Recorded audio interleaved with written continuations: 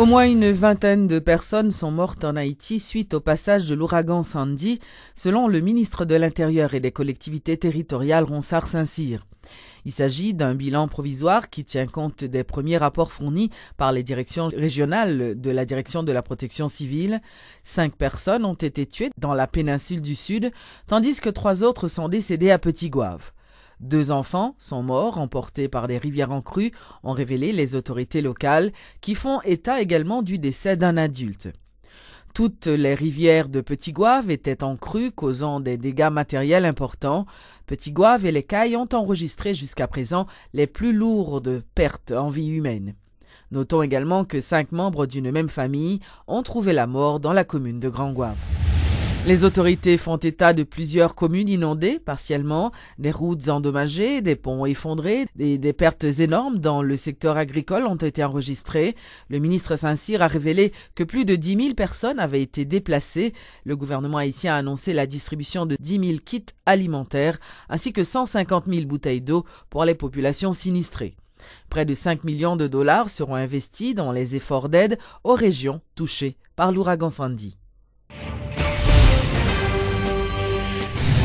Le président Martelly, accompagné de son premier ministre Laurent Lamotte, ont donc procédé ce vendredi à la distribution de kits alimentaires dans plusieurs quartiers vulnérables de la capitale pour venir en aide aux victimes du cyclone Sandy.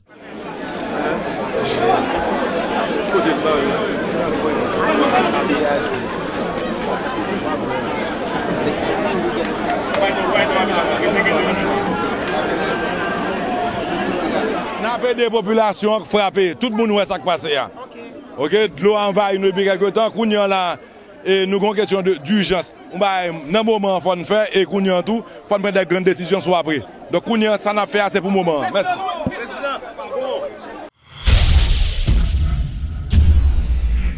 L'homme d'affaires Clifford Brandt, arrêté pour son implication présumée dans les actes de kidnapping, a été auditionné ce jeudi au parquet de Port-au-Prince. Selon le commissaire du gouvernement de Port-au-Prince, maître Gérald Norguès, le dossier de M. Brandt ainsi que 4 autres personnes sera acheminé au cabinet d'instruction pour les suites nécessaires.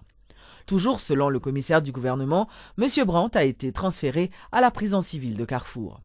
C'est un dossier où il y a évidence. Okay? Il y a évidence, c'est que il y a évidence et l'accusé a fait, alors le détenu il a fait aveu. Donc il accepte que c'est lui en complicité avec d'autres personnes qui ont participé à l'enlèvement des Moscoso. Donc maintenant, en cette circonstance, le parquet estime opportun de faire. Donc c'est pour voir que nous avons jugé nécessaire de déférer le dossier par devant le cabinet d'instruction. Ou pas qu'à dire qui direction avec M. Brandt. Ils sont 5 dans le dossier. Donc ils sont 5. Ils ont mené au seul côté. Écoutez, ça c'est pour des raisons de sécurité, ok? Parce que. Pourquoi il faut qu'il y ait plus de sécurité que pénitentiaire? Bon, c'est peut-être c'est pour des raisons de sécurité. La justice pas interdit que famille là, non, c'est un droit qu'il a d'être assisté de son avocat ou un témoin de son choix. Conseiller président, pour devenir battre. Yo dit nous l'exi bon carte dental. Comment? Yo dit nous le carte avec qui marqué par les nationales. On va au point de ce diable. Nous sommes tombés commissaire, ça il a eu peut-être un malaise, ça peut arriver. Il y a des situations, il a eu un malaise. Donc attendez peut-être à l'avenir, vous aurez toutes les informations qu'il faut sur le dossier, d'accord? Nous avons un dossier assez sensible, donc nous avons des dispositions de sécurité à prendre, donc nous avons pris les dispositions qu'il faut pour que le dossier ait un contrôle, pour qu'il contrôle tout le monde qui est dans le dossier. Pourquoi vous êtes sensible, commissaire, puisque chaque jour on a traité de ce kidnapping à fond compliqué? Non, mais c'est pas ça, ou même nous-mêmes, tout par rapport à comment dirais-je, à l'ampleur que nous avons nous déjà, ouais, sont sensibles. Rappelons qu'il a été arrêté à son bureau le 22 octobre dernier, dans l'après-midi. L'homme d'affaires est suspecté d'être à la tête d'un puissant réseau de malfaiteurs qui opérait à Port-au-Prince et dans ses environs.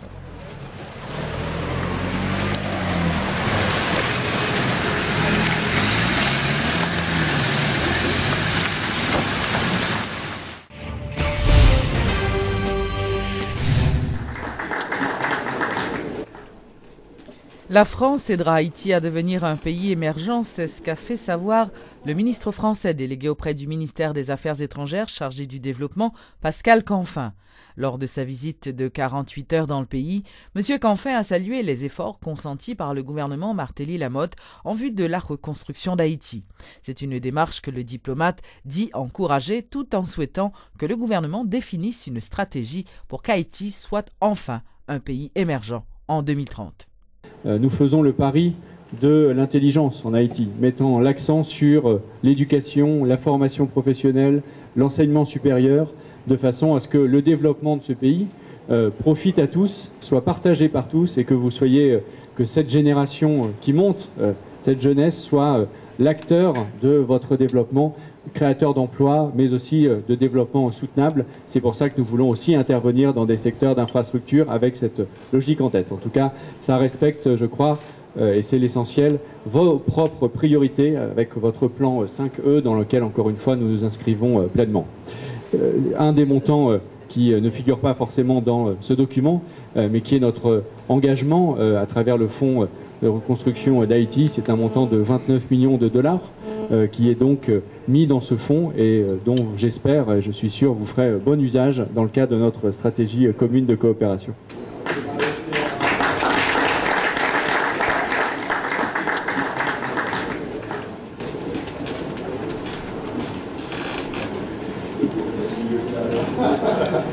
Thank you.